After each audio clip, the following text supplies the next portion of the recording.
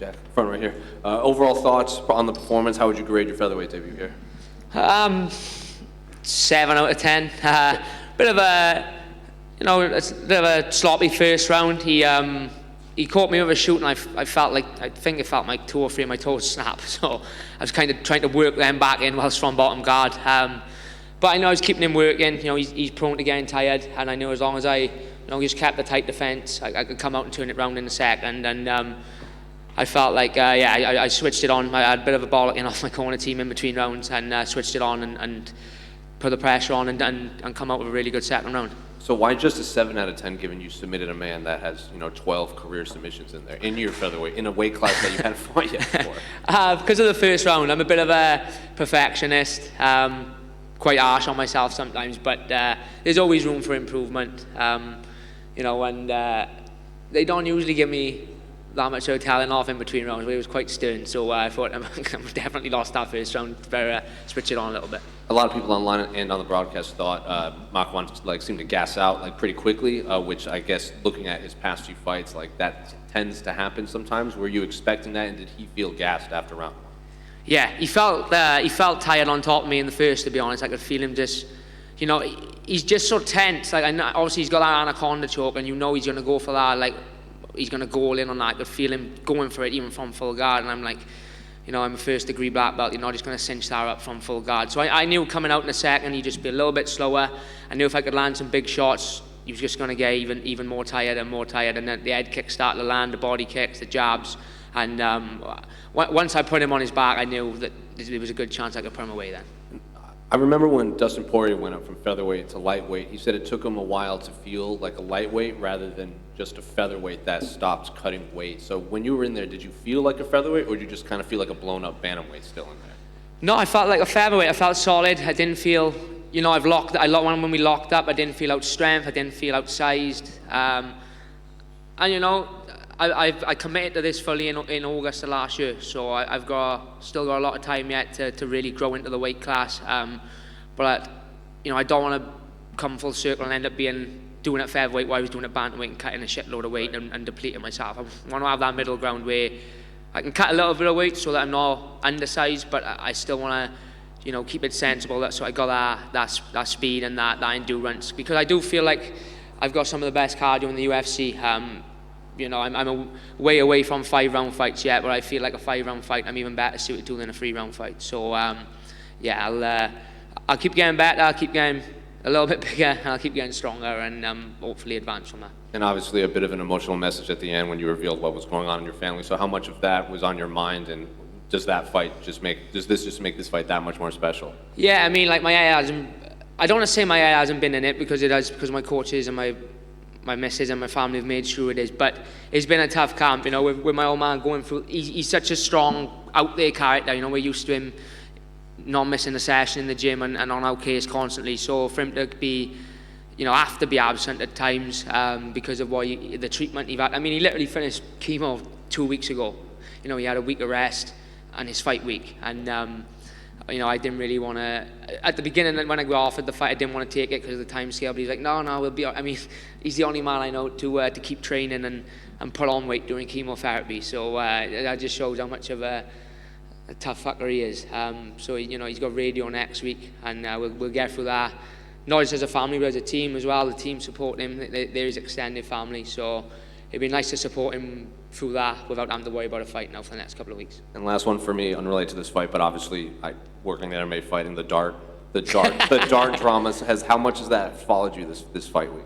It's been, I haven't really been on, so I don't ever really go on social media too much fight week, but it's been brilliant. I'm an innocent man, and I'm going to put Ariel to bed on Monday, let me tell you. So you're going to go to New York sometime? If you want to put me on a flight first class to New York, I'm there, and we'll do it in person. But none of this free dart. If I beat him on Monday, or when I beat him on Monday, we're going to play a proper game of darts, 501. We're not playing none of this free score bullshit. We're going to play a proper game, 501, finish on the double. Jack, just over here, mate. I think after the first round, your dad was saying to you, we've been setting up that head kick throughout the whole camp, and you haven't thrown it once. And then in the second round, it seemed like you threw it about 10 times. How important was the corner talk from your dad? It was spot on. Like I just said, they're not usually that animated in the corner, but they made it very clear, look, you're not following the game plan, you're not listening, you're not getting going. And it woke me up, to be honest. I don't think I come out lethargic. I was just kind of waiting on him a little bit too much. And, I knew I dropped that first round, and I just thought to myself, right, let's not drop a second round now and have to chase it in the third. Let's get out there and stick it on him early. And I heard my Thai coach say, as the corner was going to the cage, he said, he's counting you off the jab, fake it, and just throw the head kick. And I think I'd done that within like the first minute, and it landed and stung him. And it just kept finding its home. The body found its home, and that's why I believe they're one of the best teams in the world and one of the best corner teams in the world. We might come from a small area of the world, but they're right up there with the best.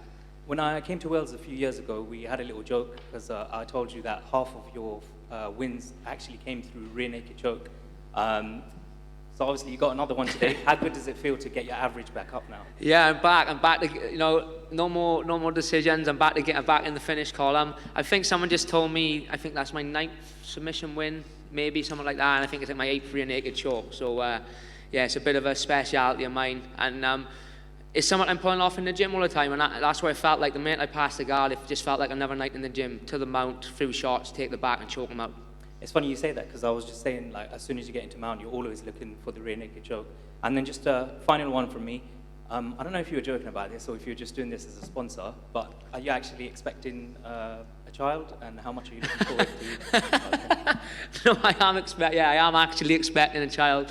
My missus is giving birth to my son in July, so yeah, I can't wait for that. Can't wait to go home and see her, and hopefully the next few months go fast. I can't wait for my world to be turned upside down. Congratulations on the victory, and also congratulations on that. Thank you, Abs. Jack, just over here. With everything that you've got going on at the moment, when do you think you're going to be able to return? I want to make sure my old man's all right. I want to get him through the rest of his treatment. Obviously, like I just said, I got my son coming in July, so maybe we can get one in before, if it's a European card, perhaps. I don't really want to be on the other side of the world with an heavily pregnant missus. So they announced Abu Dhabi in October. I think if I don't get the fight till after the baby comes, that would be a great card to get on. But let's not write one off before just yet. Let's see if I can smooth the missus over and maybe get one in before. And obviously now you've got your first fight at featherweight out of the way. Do you see anyone in the division that you'd like to get matched up against? There's some really good names in the division. Before I got off of Makwan, I thought they might offer me JSP, Jonathan Pierce, who beat Makwan before me. I see he's fighting Bryce Mitchell now, so obviously that one's out the window for the foreseeable. But featherweight is a lot like bantamweight. I'm kind of out of one Shark Tank and into another, like I said, on media day. So there's plenty of big names there. There's plenty of good guys there, and I'm sure they'll be willing to take me on just as I'll be willing to take them on. And you said in the media day that now that you're not undefeated, that's kind of that was always a little bit of a drain for you, and there's kind of a bit of a weight off your shoulder. Do you feel like now that has given you any given experience in terms of going through that and now coming out the other side of that? Yeah, I'm a lifelong martial artist. I've been in martial arts since I was 5 years of age. So it's all about lessons. You take the rough with the smooth. There'll be times when you win, there'll be times when you lose, but it's important that whatever happens, you just take the good, take the bad, address what went wrong and become a better fighter and a better martial artist from it. And the loss obviously done a lot of that for me. Just as this win will do a lot of that for me. To me, it's more than winning and losing and fighting in the UFC. It's a way of life. And I've been doing it since I was a kid, and I'll be doing it till I'm an old man. So I don't take it for granted, but I also don't look into it too much more than what it is. It's a way of life. I'll win some along the way, I'll lose some along the way, but I'll make sure that I always grow and become better from it. Jack, over here. Congratulations on your win. You're 6-1 in the UFC now. I appreciate they were in the bantamweight division, but even though now you're in the featherweight division, do you still think when I'm still 6-1 in the UFC, I want someone in the top 10 sort of thing?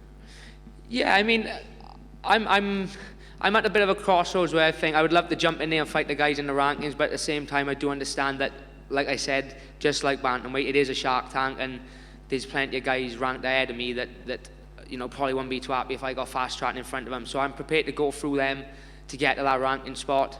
We'll sit down on Monday and chat with my manager and get him to chat with the UFC, see what they think is the best next step. But No, I've never been shy of a challenge, never been shy of taking on anyone. I've never turned down a fight in my life, not like some fighters who say they want to fight and then don't actually end up fighting. So I'll jump in with whoever they offer, and I'll be ready to go, you know, provided my son don't throw a little spanner in the work in between. So let's say you've got no injuries. Are you okay now? You feel healthy? Yeah, I feel pretty good. I got a couple of little niggles coming into the fight, but nothing major, you know, nothing that a couple of weeks rest won't sort out. So if say you get a cool 3 weeks time, short notice fight, would that be something you possibly be able to do? I don't know about that. Buy lots of baby clothes for that money now. Yeah, no, look, it's been a long camp. Like I said, I want to make sure my old man is sorted. He's got 3 weeks of radiotherapy now, starting Wednesday. So I want to get him through that. I want to be focused on supporting him, my mother and my sister, and you know, we'll address it after that and see what's what. Yeah, well, big shout out to your dad, mate, because and he also runs a promotion academy in Wales and everything like Yes, that. and You know, you can't slow that man down, let me tell you.